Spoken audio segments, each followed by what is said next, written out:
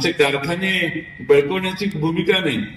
एक नेते महाराष्ट्रात आले तिकडे आष्ट्याला आणि सांगितलं की इथला कारखाना संभाजी पवारांचा जयंत पाटलांनी घेतला. अरे व्यंकप्पा पत्की आणि संभाजी पवार म्हणजे मागे लागून लागून भेंडाळे डोळ्यात नाश्रू काढून म्हटले साहेब हे तुमच्याकडे घ्या, आम्हाला हे चालवता येणार नाही.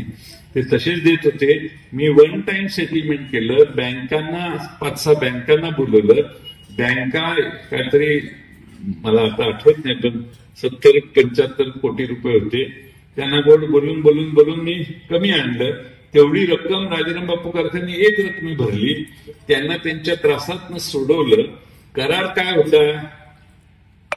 5 वर्ष आम्ही चालू, शेवटच्या 2 वर्षात त्यांनी पैसे आमचे द्यावेत आणि कारखाना घ्यावा. आता ही प्रोसेस त्यांनी केली नाही. राजाराम बापू कारखाना हा काय माझा खाजगी कारखाना नाही. कराराप्रमाणेच काम करावं लागतं. आता जे नेते आले ते असतात त्याला बऱ्याच गोष्टी माहीत नाहीत. आणि त्यांच्यासारखे मी काही खाजगी कारखाने कुठं खरेदी करत बसलेलो नाही. त्यामुळे आम्ही सहकारातली लोक सहकाराशीच प्रामाणिक राहू. खाजगी कारखाना काढण्याचं स्वप्न आम्ही कधी बघत नाही.